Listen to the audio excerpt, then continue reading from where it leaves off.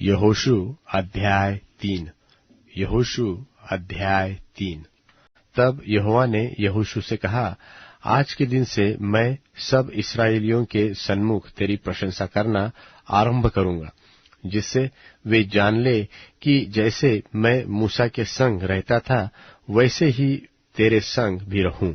और तू वाचा के संदूक के उठाने वाले याजकों को यह आज्ञा दे कि जब तुम यरदन के जल के किनारे पहुंचो तब यरदन में खड़े रहना। तब यहोशू ने इस्राएलियों से कहा कि पास आकर अपने परमेश्वर यहोवा के वचन सुनो।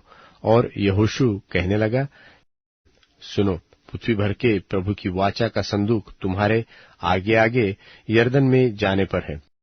और जिस समय पृथ्वी भर के प्रभु यहोवा की वाचा का संदूक उठाने वाले याजकों के पांव यरदन के जल में पड़ेंगे, उस समय यरदन का ऊपर से बहता हुआ जल थम जाएगा और ढेर होकर ठहरा रहेगा। सो जब प्रजा के लोगों ने अपने डेरों से यरदन पार जाने को कूच किया और याजक वाचा का संदूक उठाए हुए प्रजा के आगे आगे चले और संदूक के उठाने वाले यरदन पर पहुंचे, और संदूक के उठाने वाले याजकों के पांव यरदन के तीर के जल में डूब गए।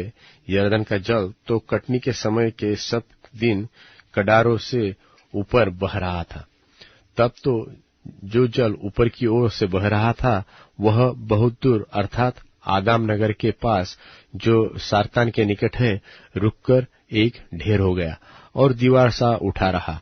और जो जल अराबा का ताल जो खारा ताल भी कहलाता है उसकी ओर बहा जाता था वह पूरी रीति से सूख गया। और प्रजा के लोग यरीहो के सामने पार उतर गए।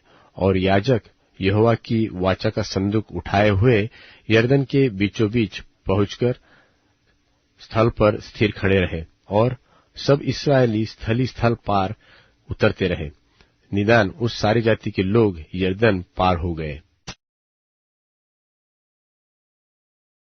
मत्ती रचित सुसमाचार 18वां अध्याय। तब पतरस ने पास आकर उससे कहा, हे प्रभु, यदि मेरा भाई अपराध करता रहे तो मैं कितनी बार उसे क्षमा करूं? क्या 7 बार तक? यीशु ने उससे कहा, मैं तुझसे यह नहीं कहता कि 7 बार, वरन 7 बार के 70 गुने तक। इसलिए स्वर्ग का राज्य उस राजा के समान है जिसने अपने दासों से लेखा लेना चाहा। जब वह लेखा लेने लगा तो एक जन उसके सामने लाया गया जो 10,000 तोड़े धरता था। जबकि चुकाने को उसके पास कुछ न था, तो उसके स्वामी ने कहा कि यह और इसकी पत्नी और लड़के बाले और जो कुछ इसका है सब बेचा जाए और वह कर्ज चुका दिया जाए। इस पर उस दास ने गिरकर उसे प्रणाम किया और कहा, हे स्वामी, धीरज धर, मैं सब कुछ भर दूंगा। तब उस दास के स्वामी ने तरस खाकर उसे छोड़ दिया और उसका धार क्षमा किया। परंतु जब वह दास बाहर निकला तो उसके संगी दासों में से एक उसको मिला जो उसके 100 दिनार धारता था। उसने उसे पकड़कर उसका गला घोंटा और कहा, जो कुछ तू धारता है भर दे। इस पर उसका संगी दास गिरकर उससे विनती करने लगा कि धीरज धर, मैं सब भर दूंगा।